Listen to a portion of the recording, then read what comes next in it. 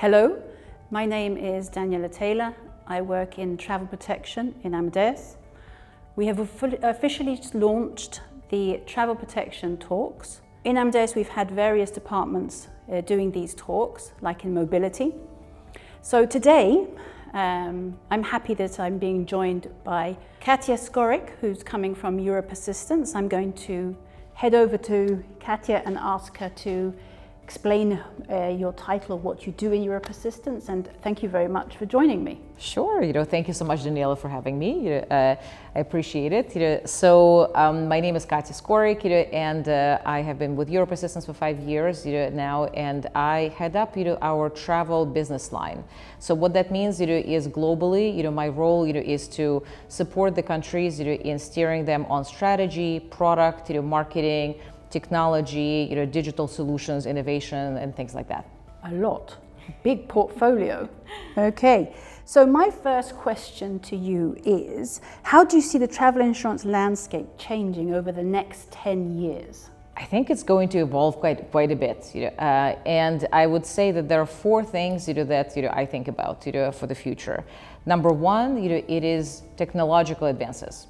So obviously, I think technology will evolve, and products that we have for insurance will become more and more tech immersed and integrated. Totally agree. And travel smart apps probably will become more ubiquitous, and there will be more offerings like that. The second trend I would say is changes in consumer behavior, because there will be more need for personalizing, customizing, because everyone wants to have the marketing of one segment of one, because everyone is different. People want to have different trips, so that will make the need for more tailored products. I think the next one is also global events. The fact that we know what kind of havoc the COVID wreaked on the global environment, and I think now, there's still, lots of global challenges ahead. We have geopolitical events, we have climate change, there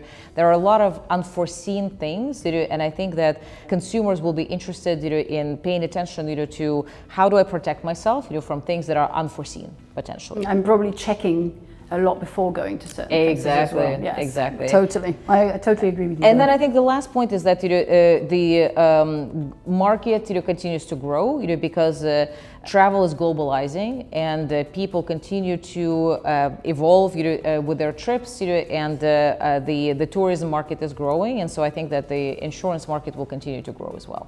Yes, and I also think because of the COVID, more people are buying insurance as well. They're more conscious, let's say, of traveling without insurance. Absolutely. And I think yes, they're much more conscious. That's what I find.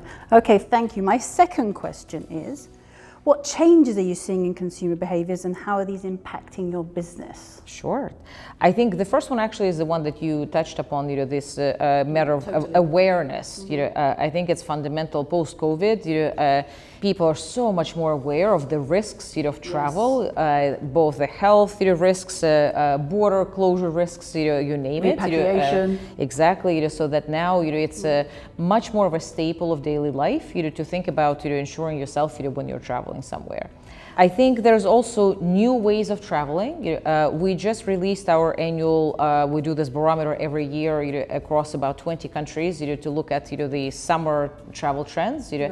And so we ask people, for example, what sort of new travel habits are you picking up? And so, for example, things like solo traveling. That's definitely increasing. I've seen that. Yes. Exactly. Or slow travel, right? Where you are enjoying, the country, and you're not, hopping from place to place, but you're immersing yourself in the culture. Workations, the totally agree. Yes. Combination of work, and leisure. Yeah. All of that, I think, is a new trends, that we haven't seen before, and I think this change, will continue. My third question: how are you navigating and shaping the new era of travel? Great question. I think that for us, it's 3 facets, I would say. One, it is product innovation, of course. So product innovation across things like, for example, parametric solutions. So a situation where you can, based on a certain event, it can trigger a payout to you without having to file a claim, etc. That would be wonderful. Yes.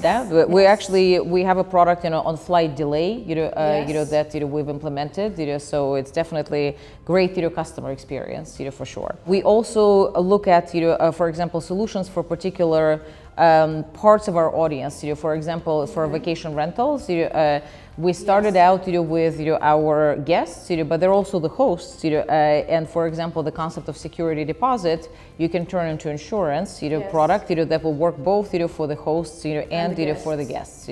So things like that.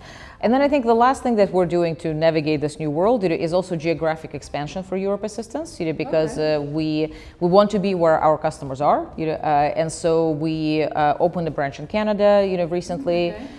We actually acquired a number of entities across the globe, from Australia to Middle East, to Asia, a number of entities, to kind of make sure that we're exactly where we are, where our partners want us to be. Yeah. Okay. Great. So that goes into how has globalization of the tourism industry changed the way you operate?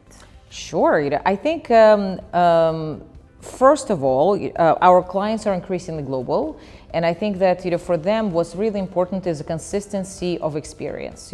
Both for them, on the business partner side, and then of course towards their customers. Of course, so anywhere they go, you are covering them the same way, doesn't matter. Exactly, which is great, exactly. Yes. So things like, and even just experience, like for example, NPS, Net Promoter Score, right? Yes, that we have that. Measure it globally, right? The same way, there's no difference, etc. Or for example, electronic claim, filing, so. We have one global website, that's the exact same experience, wherever you're sitting, so if you're a business partner, working globally with us, you don't have, like a patchwork, of different, experiences. Okay, I think I've got one final question, which is to conclude.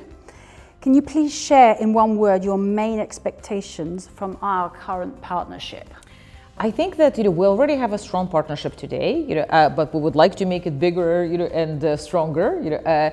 We are looking, to expand into new segments, and I think that Amadeus, as a technology company, and distribution, yes, is paramount, to our success, because it enables, everything that we do. So for us, it's really important, to continue to partner with you guys. Yes, and it's a pleasure. Exactly, same here. Well, thank you, Katya, very much. And I think this concludes the talks, but it was very nice to talk to you and very nice to meet you, actually, because I had never met you before. So thank you very much. Thank you. Thank you, audience. I really hope that you enjoyed this talk. This is the first time that I've actually done one, and there are many more coming from Travel Protection. So thank you very much.